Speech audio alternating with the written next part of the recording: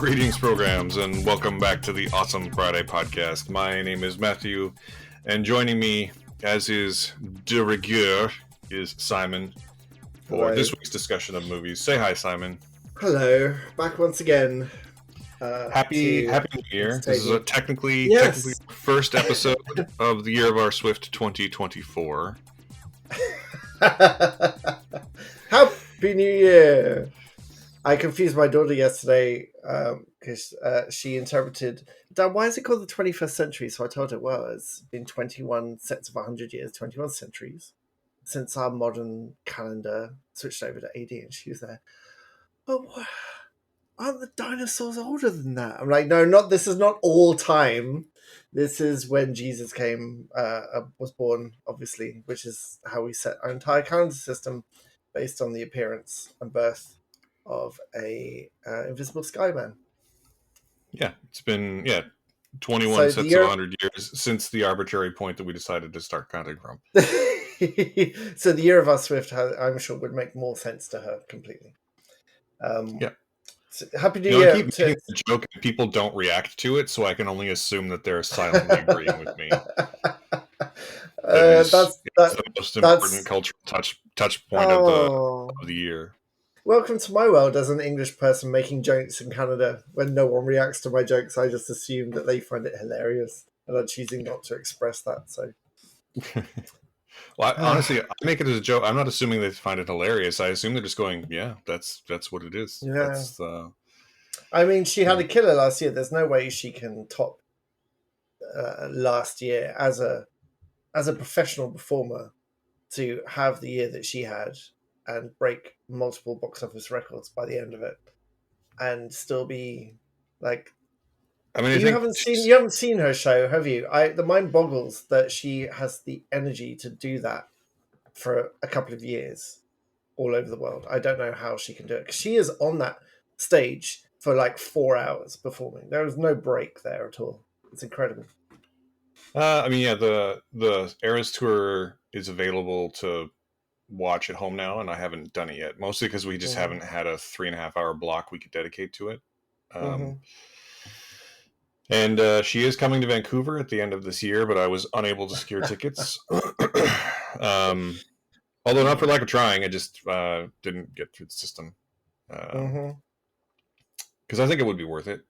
And, it's one of those, this is that tour. The 2023 was clearly the year that established Taylor Swift as in the ranks of like Michael Jackson at his height and Beatlemania. Oh, yeah.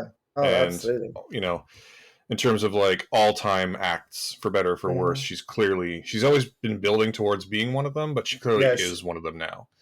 She's the Elvis of this generation. Elvis, exactly. Another great example. Like she's the most famous and most accomplished performer on the planet at the moment, and she'll go down in history as being alongside all of those other ones we mentioned for sure.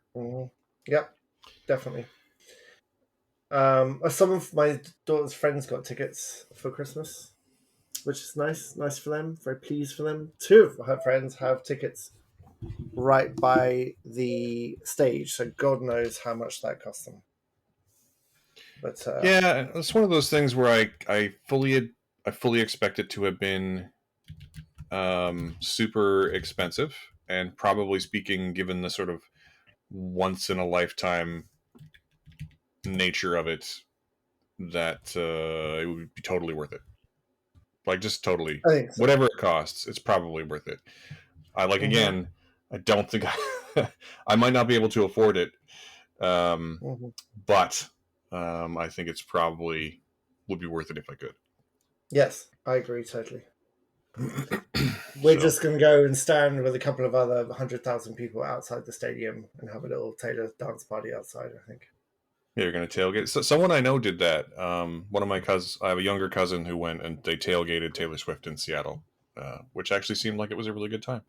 Yeah, I'm sure it was. And of course, our mutual friend Thomas of For Real Movie News, he went to the Eras Tour with his husband and posted a whole bunch of TikToks and Instagram reels, and it looked like it was a great time. Yeah, he was pretty impressed. It's true. Yeah, it's a very impressive show. The production design and choreography and everything is just out of this out this So world. can we just back up 1 second, and can you say the word choreography? Choreography. No, this is my problem at the moment. I've just in the last 3 weeks I've done about 20 hours worth of edited recorded narration for a work project. And on listening back and editing, I am shocked. There's two things shock me. The first is how many tiny little mispronunciations I make, and the second is the little glottal clicking at the back of my epiglottis that I have to edit out before I say any sentence, and it drives me absolutely crazy. So that was my life. I did so much editing, I had to go and get a an RMT massage because I pulled my rotator cuff from pressing Apple T for cutting and pasting links so much in GarageBand, and it's still not fixed. I mean, So yeah, that's that's pretty stupid. it's a first world problem if I ever heard one, but I'm glad there's a first world solution. If I just didn't have to work for a living, it would be fine. But hey, I mean, it's a very stark contrast to the way I edit this show, which is to say that I don't. Unless there's something egregious, I'll go find it and remove it. But like my generally pronunciation speaking, and choreography. like every time, every episode, there's a point at which my throat gets all caught up and I end up coughing for like 2 minutes straight. And every time I feel like I should go back and edit it out, and I just never do. Nah. So, dear listeners, I apologize for that. Look, we keep our podcast real. Like we're not one of those podcasts. This is like the real thing. You get us, warts and all. You know, I will say if there's anything to be disappointed with in terms of the Eras tour coming to Canada, there's two main things. One is that she's only coming to Toronto and Vancouver, and like there's other cities, there's Montreal, you know, there's places that she could probably go. Yeah. And I don't mean this as a slight to Gracie Abrams, who is her opening act at all of her Canadian shows, but the shows before Canada, the last show before her Canadian stop is in Wembley Stadium, and all of her European tours have Paramore opening for them, and I would murder someone to go to one of those because I very much like Paramore as well. Yeah, that's just a different level, isn't it? And a great way to get everyone warmed up as well. Paramore, fantastic live.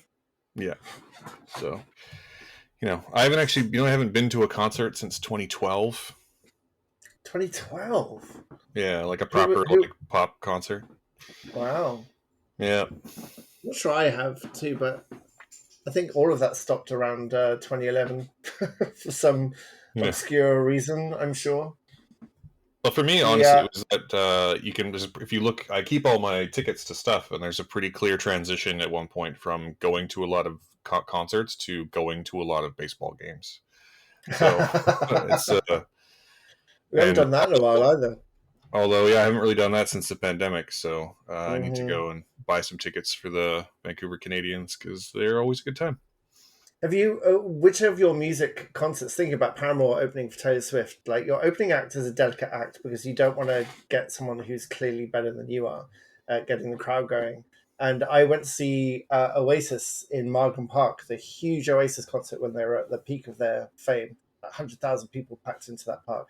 And they chose the Prodigy to open for them.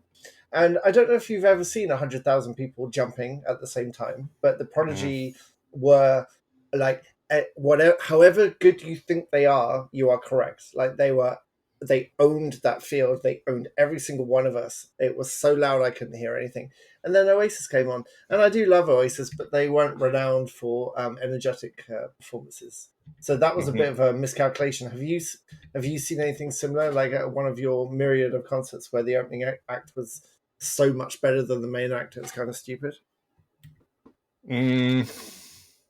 No, not better. I've certainly seen ones where the main act and the opening act were on par.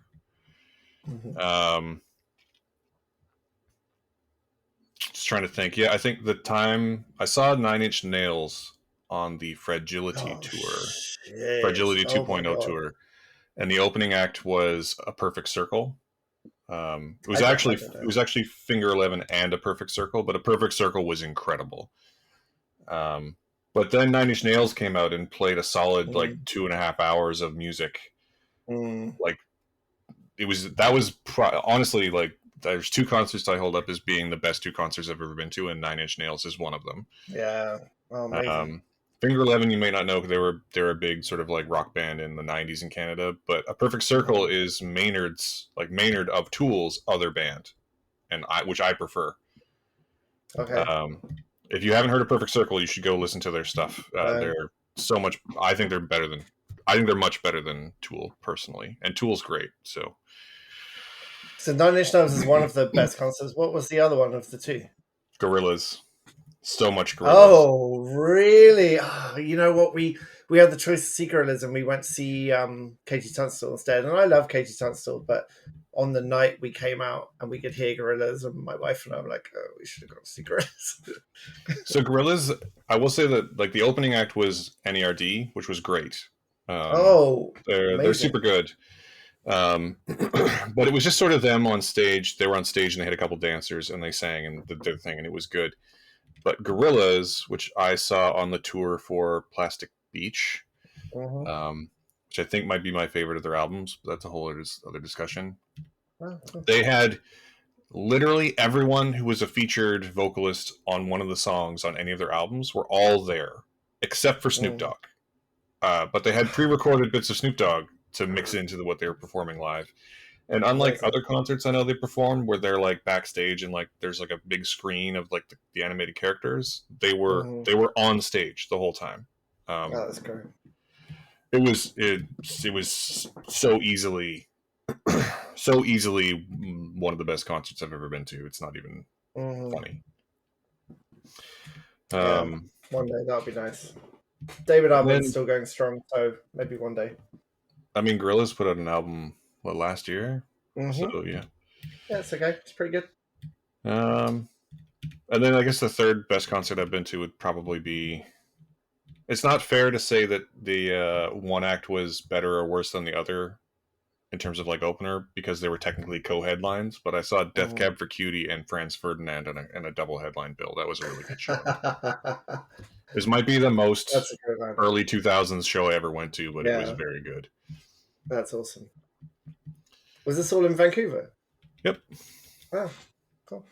Vancouver has always had a pretty robust like concert scene. Sometimes we get stuff late, but like they always come here. It's the biggest Canadian city in the West, or the most. I guess a better way to say it. It's not technically the biggest, but it's probably the most important city in the West. Yeah. Well, good. Yeah, good. I should probably. I don't know if I've got the energy to do music concerts these days, but maybe. No, and I honestly find, ever since COVID, I find big groups pretty difficult to deal with personally. Yeah, it still feels weird, doesn't it? Yeah. It just feels really weird to be in giant groups like that. It does, yeah. And maybe that's it's something I need to get used to again, but it still feels... people are still getting COVID, so it's not like it's over, Yeah. No matter what we would like it to be. Good. Okay, well, shall we talk about our movies? It's all very much like movies, just for the record. The joke never gets old. Such a wonderfully, stupidly funny segue. Did I tell you my new dad joke, by the way? Just to like get out of the unrelated stuff out of the way. Oh, Jesus. No, please do though. Oh, so there's a woman and she is accused of assaulting her partner with a series of guitars. He's abusive. But she finally loses her temper and like snaps, and she beats him up with his own guitars. And she's arrested and she's brought into the courtroom, and the charges are read, and the judge looks her up and down and says, "First offender?" And she says, "No, I used the Gibson first." Oh, fuck. Oh, there's times that there should be a video podcast so you can see the pain as that one hit. You're welcome. First offender. Damn you. My dad would enjoy that. He lives off these things. Well, good. Yeah. Well, you are a dad, so it makes sense you would like dad I jokes. know. I'm gonna store that one for future use. Absolutely. Yeah, Well, that could be that one I you can tell you what. tell to your son and just watch his face as he slowly gets it. Yeah, it is. That is the best part of being a parent, is causing mental pain on my son by telling him terrible jokes. That's pretty cool. He's now 13. I have a 13-year-old son. Yeah, Let that's me super tell weird. you. Let me tell you, that is super fucking weird. But Yeah, hey, I remember when he was new, when he was fresh yeah, baked. yeah, really, really, yeah. It doesn't feel like 13 years, does it? No, Oh well. Oh well. Let me tell you, that joke was far better than one of the movies we're talking about this week. How's that for a no, segue? yeah, good segue. Thank you. Yeah, let's dive right in. Let's talk about movies, as the name of the show doesn't imply. I don't know why I said that. What are you Um, talking about?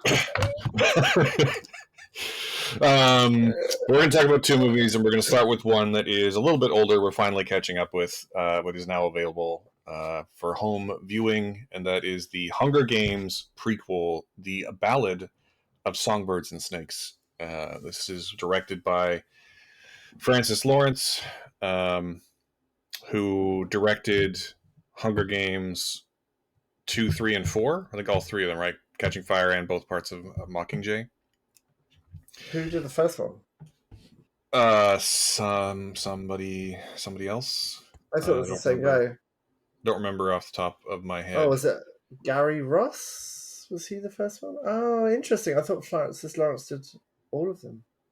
No, just most of them. Yeah, you're right. You're right. Gary Ross was the first one. Um, and he's also, he's made some good other movies. I enjoy Constantine, and I Am Legend is good, and Red Sparrow is better than people think it is. Mm-hmm. Um, Constantine, you sort of winced at that, but if No, no, no. I didn't wince at Constantine. I like Constantine. I winced at I Am Legend. Big oh, wince at I Am Legend. interesting. That movie's interesting because it has the ending everybody saw, and then the ending they intended to release, and the ending they intended to release is so much better.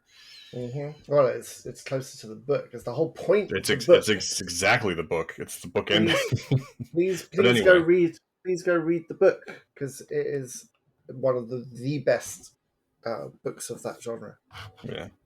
But anyway, it's directed by Francis Lawrence. It's starring uh, Tom Blythe and Rachel Zegler, and then you also have Peter Dinklage and Jason Schwartzman and Hunter Schafer and Viola Davis and Josh Andres Rivera. And it chronicles the rise of a young Coriolanus Snow who would grow up. He eventually grows up to be Donald Sutherland in the later movies, president of Panem, glorious dictator though he is. But this starts out with him.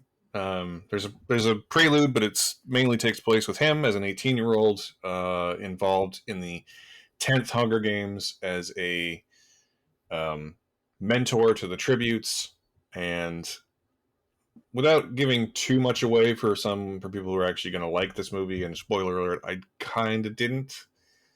My feelings are incredibly mixed.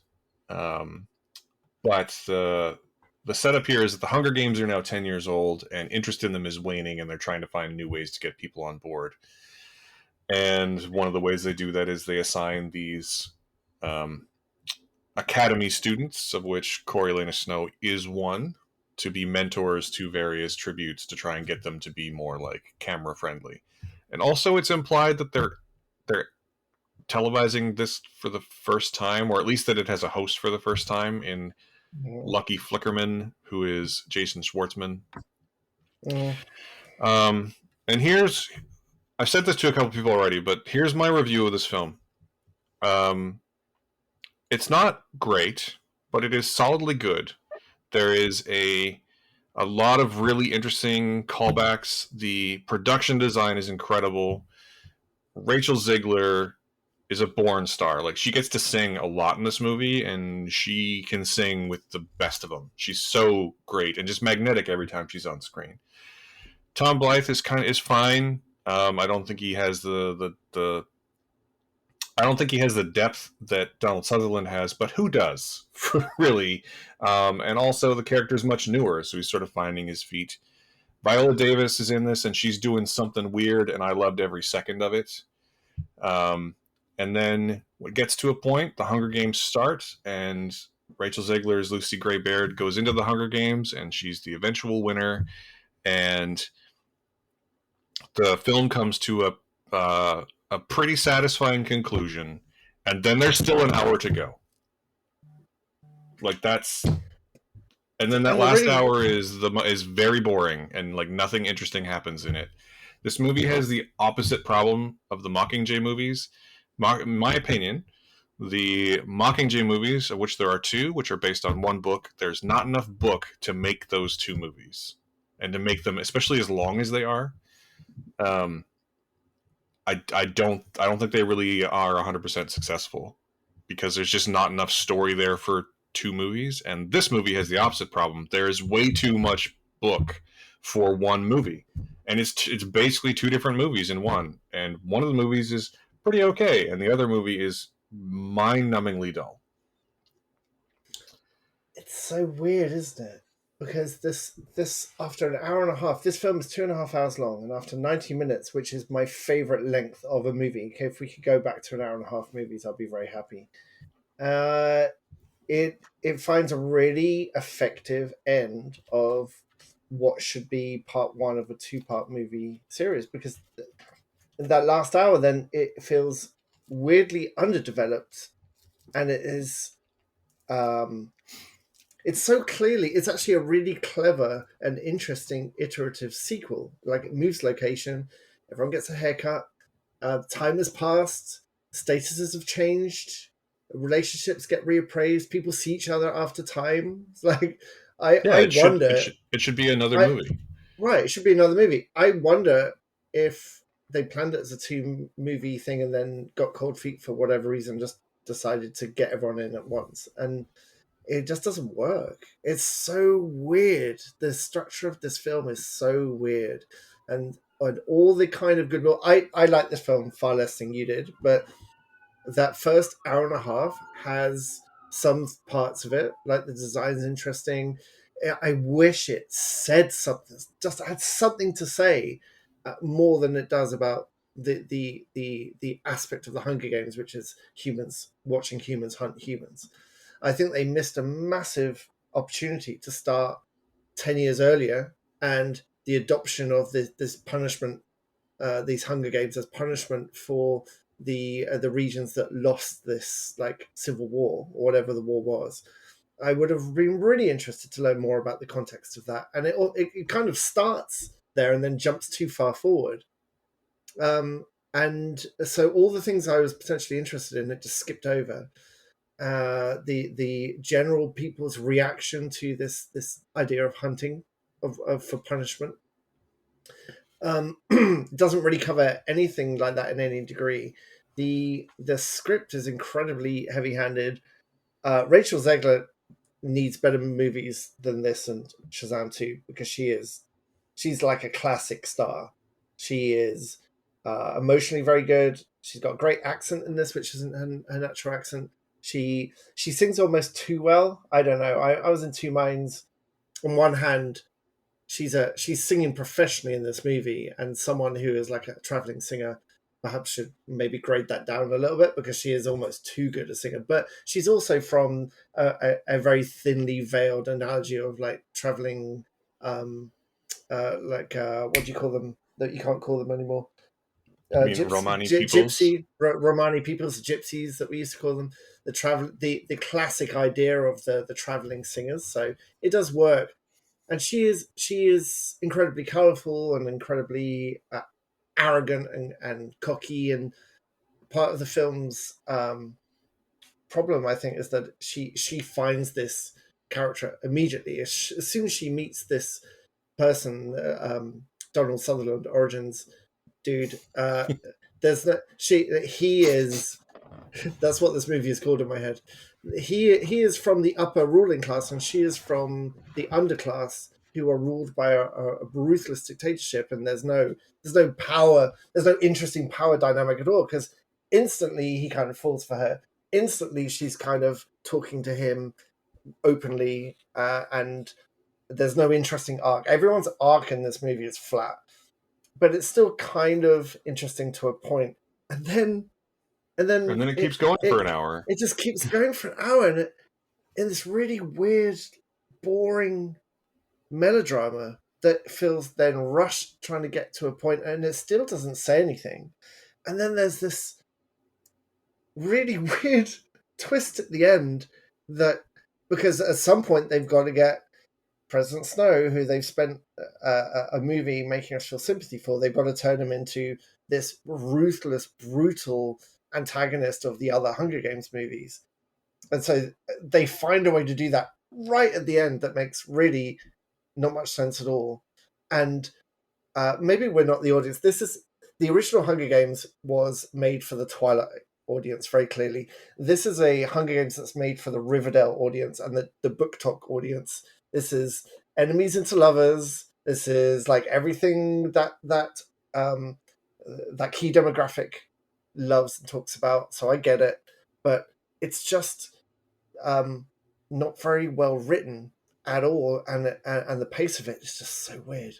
It's so strange. I mean, the problem. I didn't enjoy this. Was not an enjoyable experience to watch this film. So I did read that Francis Lawrence decided to not make 2 movies because he regretted making Mockingjay into 2 movies. Which I sort of get the well, it didn't work last time, so I'm reluctant to do it again.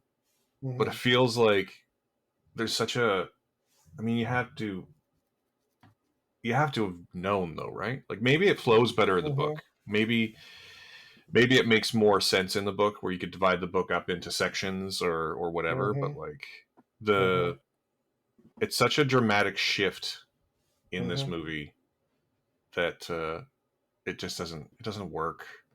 And I don't really know what else to say about it, right? Like it doesn't coalesce as a whole. I think that even if you just separated them, like the second movie would be kind of boring, but it would be better for it because you wouldn't have your expectations impacted by the first story. And you're right, the first story maybe doesn't have enough to say about the early days of the society, but I'm honestly sort of fine with that, if that's what they're going for. But then it doesn't really matter anyway because it's so dragged down by this second half that feels so it's weird because it's incredibly connected but feels disconnected tonally and pacing wise. It does feel like such a different experience from the first half, and I feel like they would both be fine if they were separate. Not great, but fine,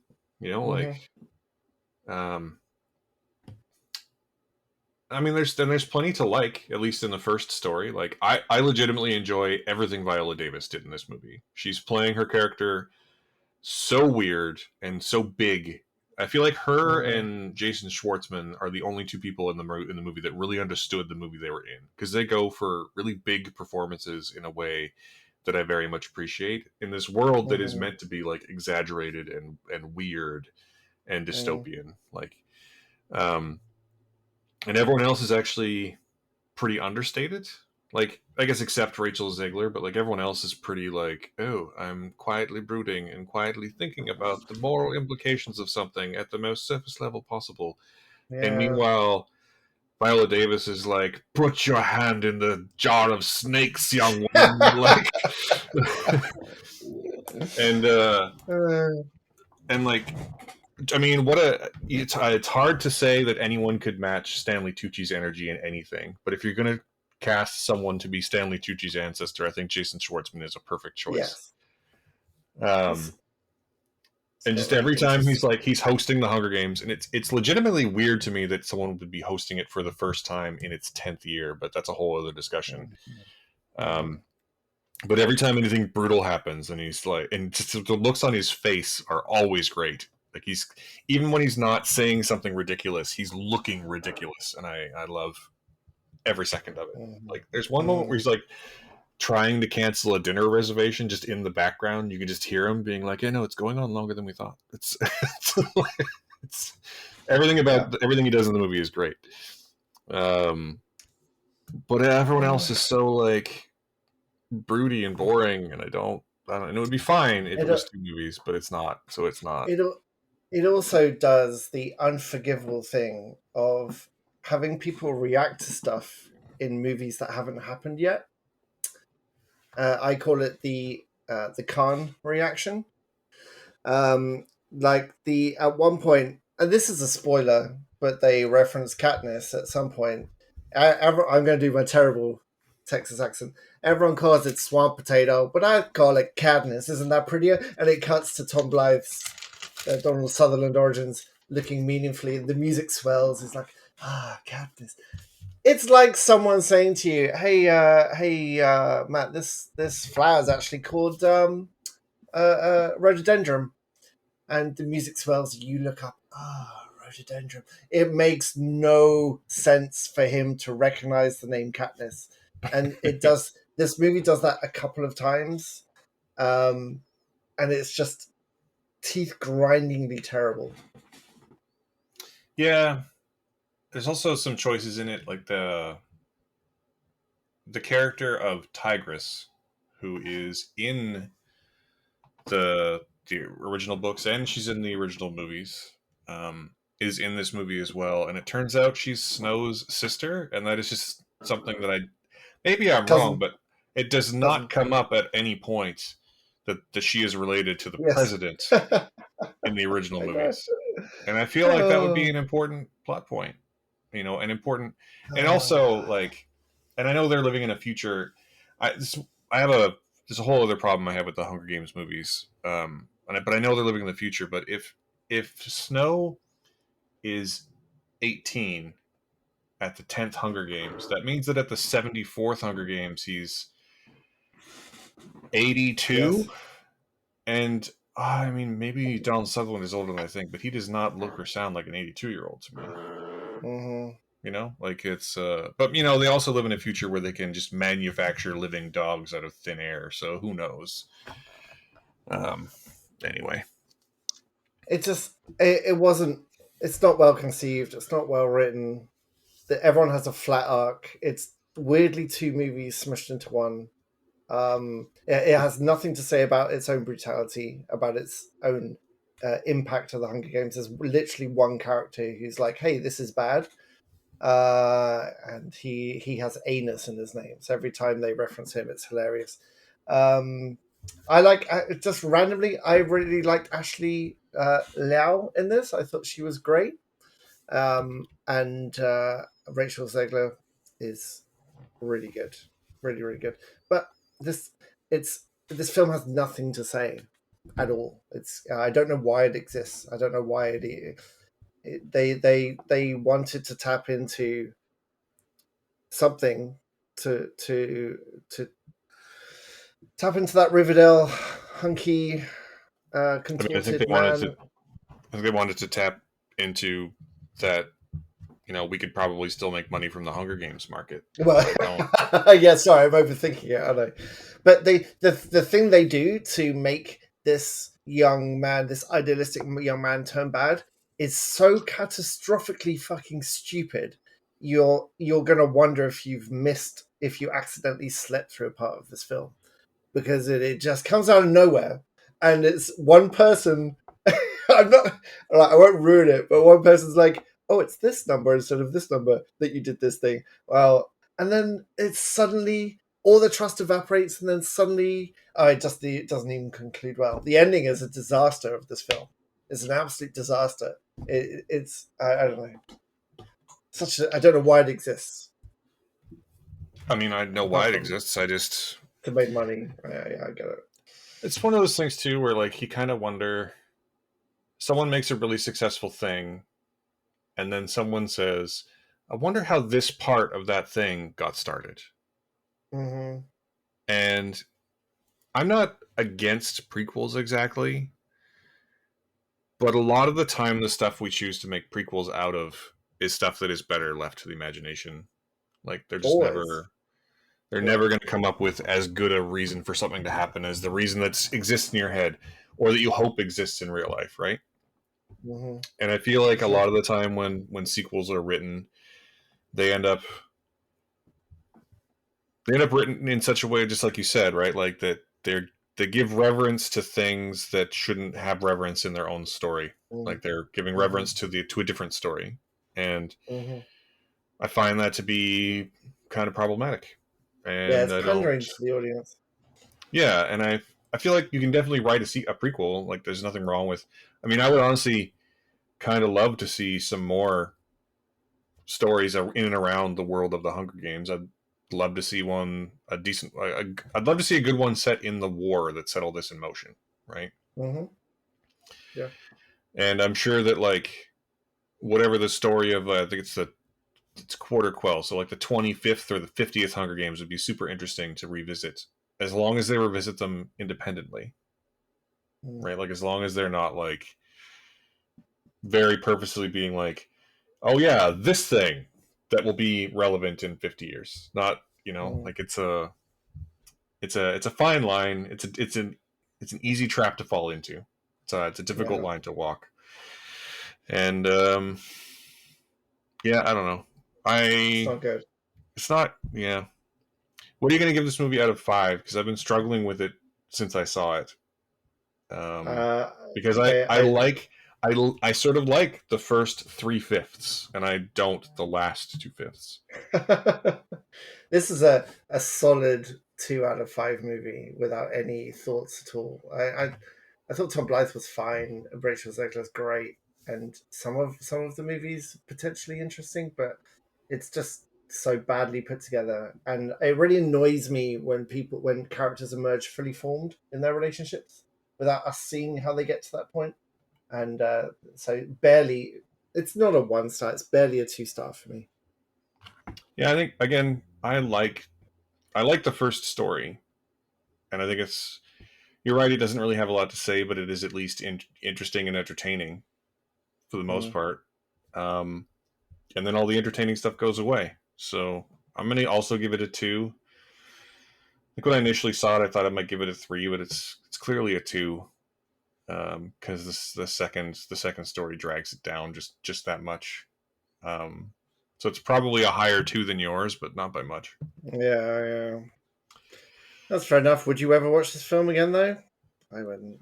Oh, So we watched this at home, and as happens a lot of times when we go to do a premium rental, the difference is often oh $5. no. Did you buy it? Oh, So we God. bought it, gambling that we would like it. Which honestly, most of the time we'll look at a film like this and gamble correctly, and this time we did Mm, not. Uh, and mm. honestly, the interesting thing to me is that my wife, I like the Hunger Games fine. My wife likes them more than I do. She hated this movie. Oh, did Like she? like from the Interesting. start, she thought it was terrible. Like from 10 minutes in, she just started cross stitching and stopped watching. Like she's Okay. obviously still paying attention, but Yeah. she hated every frame of it. Um, Interesting. and that's not a reaction she has often. Like she's not usually one to loathe something as much as she loathes this. So No. it was a bad purchase. Is all I'm trying to say. Um, and yeah, so I mean, honestly, probably will it get watched again? I mean, I own it, so probably at some point. Like I'll Hmm. probably watch the first 3/5 and then turn it off. Yeah. Um, and I might go back at some point, even this week, and just watch the last like half hour again. Because honestly, I don't really remember it. That's how boring it was to me. I It's don't. just so bad. It's really bad. That Yeah, last half hour is awful. yeah.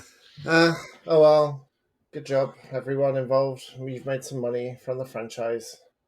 I mean, it made money, so I assume we'll get more in the franchise. And I think the franchise has lots of potential. I just don't think this one was very particularly good. Yeah. But it Yeah. made like $320 million on $100 million budget, so it profited. Well, they're in business then. We'll get more of those then. Yeah. But let's move on. Let's move on to a good movie. Yeah. One that I think we can both agree is good. Simon, why don't you take us through Oh, Christ. the briefest of synopses of the film Society of the Snow, the Sociedad de la Nieve. Yeah. My Spanish is not good enough to refer to it by its proper name, so if you excuse me using the translation, Society of the Snow is another retelling of the Uruguayan Andes flight disaster in 1972. A small plane, which included, there's something clicking. Yeah, that's me. Sorry. Okay, a small plane carrying a bunch of Uruguayan rugby players flying to Chile crashed in the Andes, and basically was they looked for them for a little bit, and they no one's ever survived a crash in that part of the world. So when they couldn't find the remaining part of the fuselage, they assumed that everyone had died, and it would be a fair assumption because at one point they say this place does not support life at all. There's no life that can live there. It's very high up. It's very very cold. It's very very dangerous, and it wouldn't be unreasonable to assume that everyone's going to be dead pretty quickly in that environment. This had a film in the 90s or 80s called Alive. When did Alive come out? I've not actually seen it. I think it was Uh, actually 30 years ago, almost on the button. I think it was 93. okay, right. So this was made with the survivors as well. So I assume it's, I don't know if Alive was accurate, but this one is very very accurate, I think. And the thing that struck me about this film is that it is absolutely harrowing. It is it, not. It's a well-known story, so the story is going to be quite predictable. But the way it's told is so effective. The filmmaking of the amount of time they give the boys before the plane is just long enough for you to get to know them, but it gets down to the plane crash pretty quickly and spends most of its time on these boys surviving together in this inhospitable mountain range. And as someone who hates flying, like really hates flying, the plane crash was one of the most harrowing things I've ever seen on film, and um, it is graphic without feeling gratuitous, if that makes sense. Mm-hmm. There's the plane, it, and they know they're crashing for a while before they crash, and it's really terrifying the way they use sound. They keep the camera for the most part inside the passenger area, so you're really in that moment. You can see what's coming, and the plane. I've read up on this. That the crash is accurate. That it clips the top of a range, and the tail flips off, and the wings shear off, and basically the fuselage finds this slope, and at 200 and something miles an hour goes down the slope and then hits an ice wall. So all the chairs basically crush to the front of this fuselage, and it is absolutely horrific, horrifically done. And what the only thing that's more horrific is then what they have to do to survive. That, and not just the actions they take, because it's well known that it's in the it's in the poster, it's on the trailer that they resort to cannibalism to stay alive. But it's the decisions to get to that point, and also the survival mechanics that kick into that point as well, and how much they try and help other people, and how much sometimes you just can't save everyone, and also the point at which they survive, the point at which they decide to not stay there anymore. Like they have one chance to do something about it after multiple failed attempts. And one of the most horrific and terrifying parts of this movie is an avalanche, and I won't say anything more about that. But it is so well shot.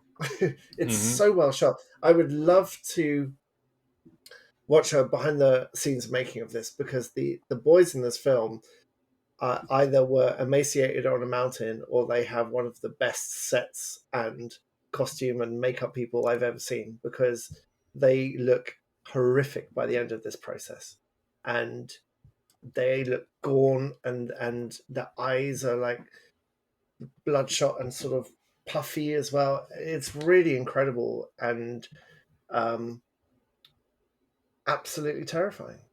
Mm-hmm. and it keeps you there as well. It keeps you right in that location, um, without removing you. For the most part, the film you're on the mountain with them, and it's brilliantly acted by this group of. Obviously, it's Spanish first language, but it's brilliantly acted by this collection of Latino performers, and the ending is incredibly emotional, as it should be. And it does that really interesting thing that Dunkirk does as well, is that they don't understand, after the horrors they've been through, they don't understand why they're being heralded as heroes. And that sort of the horror of reintegration, knowing what you've been through, but also having the guilt of not dying where your friends died. Like, why did we live and others died? I think it handles that brilliantly as well. And then, of course, the final chunk of the movie, the credits and everything, show that the actual pictures they took of the survivors. And it is, I haven't seen Alive, but I would love to hear from you if it's this emotional and this harrowing as a movie. I thought it was incredibly successful as a film. So, um, before I go into talking about this movie, I will say that I have seen Alive. I haven't seen it in a little while. Um, but what I would say is that the key difference here would be authenticity. Um, Not because the story in Alive is not well told, because it is. Like, it's Frank Marshall is the director, and it starred a lot of young Hollywood up and comers at the time. Ethan Hawke is in it, among others. Um, but there's something more authentic about it. Not only because these are actual, like, Uruguayan kids, and they're all like up and comers. There's something a lot more visceral about the performances. And I don't know if it's because they're new or the way they're coached by the director, J.A. Bayona. Um, but this film feels less. In telling the same story, it feels more like you're there with them, I guess would be the way to put it. It feels less like a stage play and more like a thing that is being experienced. Does Mm. that make sense? Yeah, Like, absolutely. and that's not to say that any of the performances or anything about Alive is bad, because Alive is a good movie. And but I think this one makes the choice to focus more on the individual characters rather than the story as a whole. And so when the story unfolds, you have a much closer appreciation of each of the people who are making the choices that lead to the things that happen in the story. This is a very fine Mm. distinction, I know, but I feel like it's a subtle but important one. Um, Mm. because you're right, this film is harrowing. It's also gorgeous. Mm. Turns out that the Andes, like the mountain, whatever mountain range, I think they filmed in the Andes, but whatever mountain range it is, like, mountains are beautiful.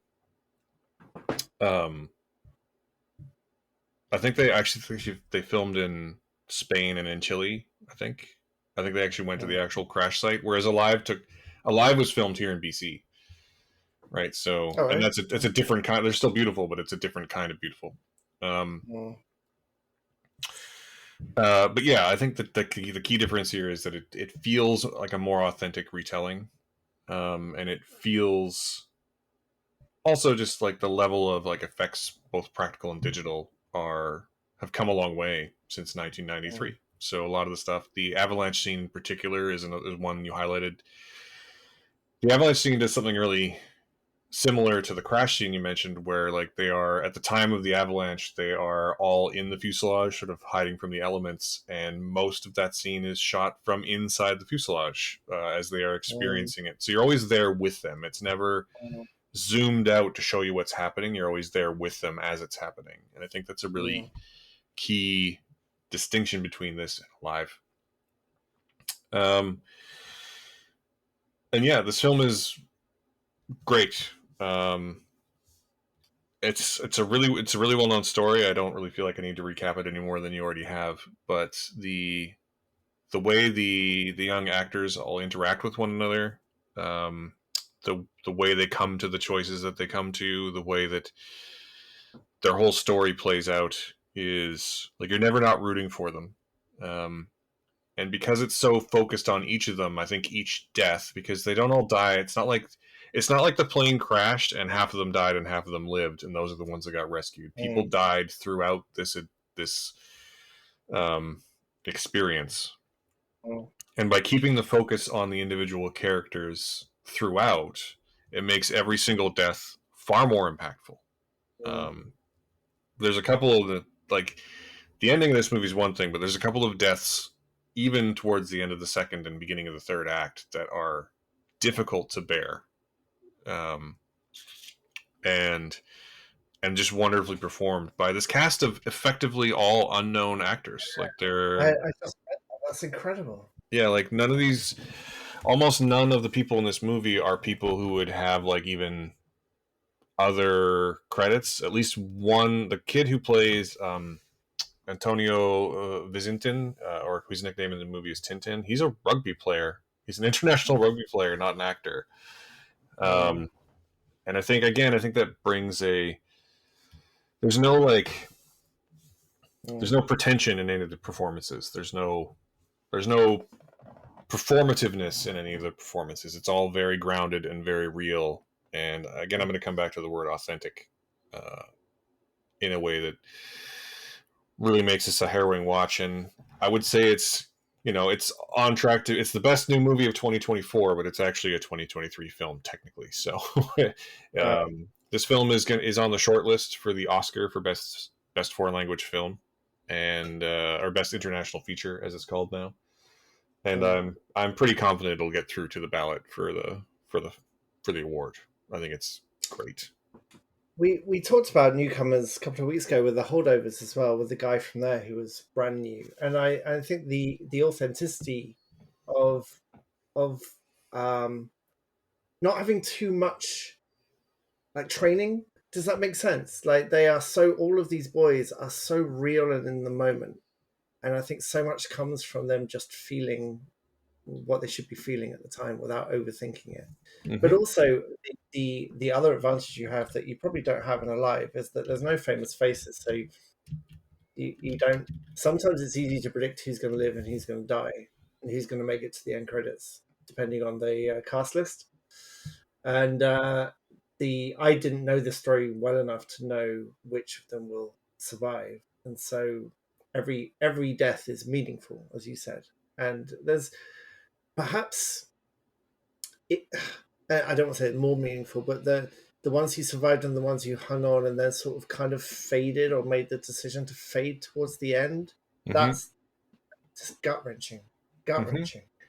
And there's one particular avalanche scene that is a guy describes him and his sister in this avalanche and the position he was in, and it's brilliantly written as well, just to really get into that part of your brain that cannot imagine being in that situation and how we would survive in that situation, Hmm. which I don't think, but it's an incredible film. It's so well done. As you said, it's not performative. It's so real and it's so authentic, and because of that, it's incredibly emotional at the end when they finally spoiler when they finally are rescued and they are taken away. It's incredibly light and uplifting. Yeah, and like I say, I think there's the lack of performativeness, the lack of pretension in the performances. I think is Mhm. pretty key. And then just coming back to the authenticity piece, I think it's also we talk. There's always a line whenever anyone argues against someone, especially people of color, um, being in a movie. People will be like, "Well, they should just cast the best person for the job," and that's always a way of being like, "Cast the white guy, right? Like, cast the Mhm. actor I know." And I'm not trying to like disparage anyone who is in Alive. I think Alive's a good movie, but there's something a little more authentic than about this movie being made with actual Uruguayan and like South American people. Yeah, Because on the yeah, one because on the other side of that is that like at no point does anyone sound Hispanic in Alive. Like they're all white. It's all white yeah, boys. It's like, hi, I'm Nando Parado. You know, it doesn't quite work Yeah. in the same way that it does when you have actual people who at least speak the language. You know, like it's a whole thing. And then there's also something like J.A. Bayona is Spanish, not South American. Mm. But at least there's an sort of a closer cultural understanding there. Um, and I feel like this is, I mean, it's a pretty famous story here. I can't imagine what it must be like in Uruguay Mm. and Chile, right? So, like, I think there's probably a closeness to the story that they have that we just don't. That Mm. means they sort of get it in a way that we never would, if that makes sense. Like, Yeah. because I can read all about it. I can read all about the story, and I have, but it's never going to be Mm. like an important cultural touchstone for me as a Canadian, Yeah. or Ethan Hawke as an American. So, Mm. not in precisely the same way, and the way that I think really lends weight to the story. Anyway, Mm. yeah. How So how how many? many stars? Oh, okay. Yeah, I'm going for it's a 4-star movie for me. yeah. Like it's brilliantly made, well written. It's predictable, but I don't think that matters in the way it shoots and tells the story, and the way it's written and acted is exceptional. 4 stars. Yeah, I agree. 4 stars is, I think, where I landed with it as well, and it's not that much holding it back from being 5, though. To be honest, like it's exceptionally well performed. It's exceptionally well made, and if this were to go through and become if this ends up winning Best International Feature at the Oscars over some of the other films I saw this year, I don't think it will. To be Is perfectly it in honest, is it in contention? Is this the yeah, their movie? it's on the short list.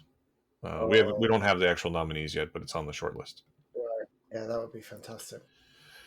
I mean, in a year where the zone of interest and the taste of things exists, I honestly don't think that it's going to.